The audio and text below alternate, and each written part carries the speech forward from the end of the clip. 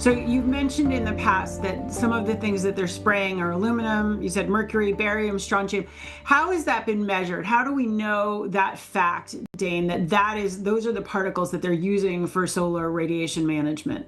From lab tests of precipitation all over the country, several hundred with the University of Minnesota alone. So if people make the mistake of testing soils, that's a mistake. Even though they are being contaminated from what's falling from the skies, you can't isolate the contamination. That's why we test precipitation. Once it hits the soil, you can argue it came from different sources, right.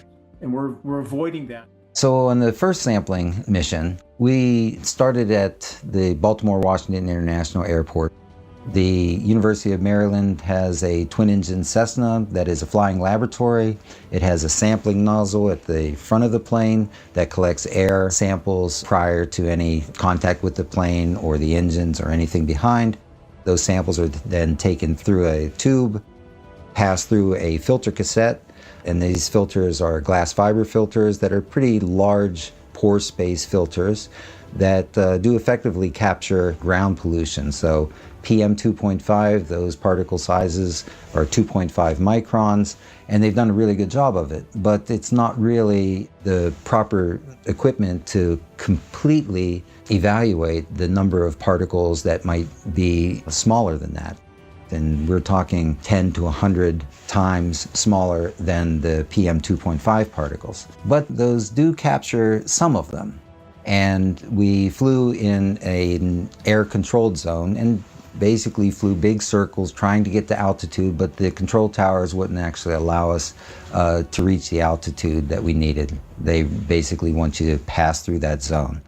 The second flight that we conducted was flown from BWI to Albany International Airport. All right, we're just in pre-flight here. This morning, we observed emissions from several planes, several high-altitude planes, flying between 25 and some up to 40,000 feet. And the trails that were left behind these planes spread out into a confluent layer.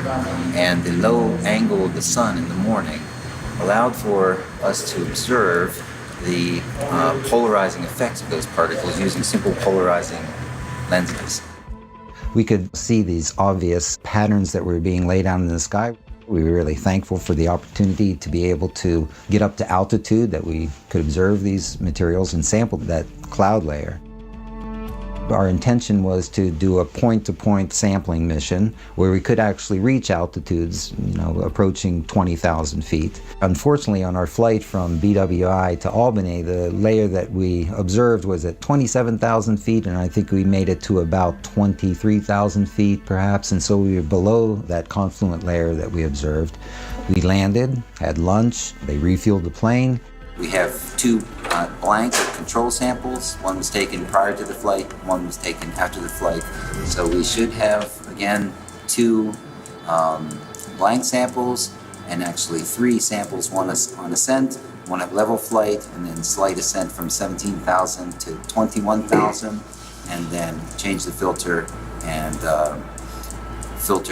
took another sample, a third sample, as we descended. And then on the return mission, though, we noticed that that cloud layer had descended from 25 or 27,000 feet to about 17,000 feet. So we could easily reach through that, and we sampled below the cloud layer. And I'm saying cloud, I mean an induced cloud layer. We sampled through that confluent layer and above it.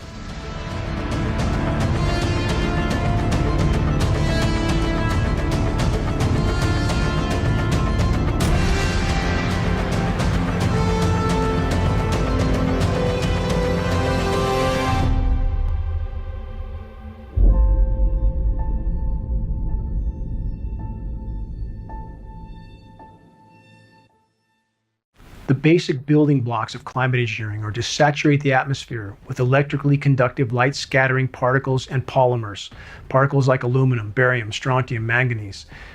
In the case of so many of these elements, and there are other elements too that are used specifically, and this applies right now for the particular season that we're in, chemical ice nucleating elements, which can and are transitioning what should be a liquid precipitation event into a frozen precipitation event. These are endothermic reacting elements. That's the reason for the massive baseball and softball size hail during some of the seasons. We're seeing that again right now, by the way. Mary, have you seen the temperatures in, for example, Texas, how high they are?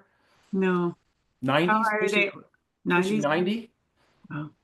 Yeah, and nobody really talks about that. They just want to show the sensationalized snow in isolated regions like Erie, Pennsylvania, Buffalo, New York, where they can literally manipulate extremely strong surface zonal wind flows over the record warm Great Lakes, chemically nucleate the moisture that's picked up, and pile it up in a few locations where you can literally walk from 3 feet of snow to nothing. It's like That's crazy. it's an engineered snowmaking machine, if you will, atmospherically. And again, these are patented processes. Chinese government, as we've discussed before, openly announced they were doing this. All major media covered it. But if you bring it up here in the US, suddenly you're a tinfoil hat wearing nutcase. And people want to politicize everything. They want to pretend that their particular political puppet in the White House, whatever stripe they wear, I don't care who it is, I know, are somehow going to save us from what's going on in our skies. And they're waving their flags in full support of the very power structures that are doing this in our skies, contaminating every breath we take. Dane, let me just go back for a second. You use the term often, ice nucleation. Explain what that means to us. And again, in sort of layperson's term, what is ice nucleation?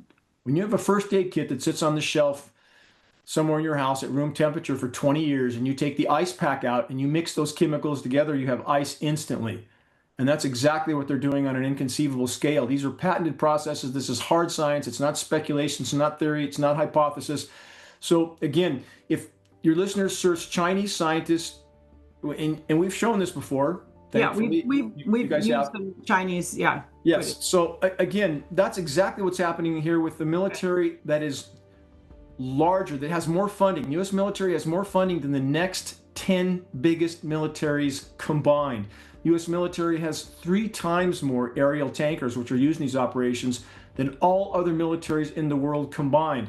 The most anomalously less warm region in the entire world is the eastern half of the U.S. lower 48, where most Americans live. That's not an accident. It's not nature. It's climate engineering. So people need to wake up. When temperatures swing, Marion, perhaps you've seen this, we have temperature swings happening in the U.S.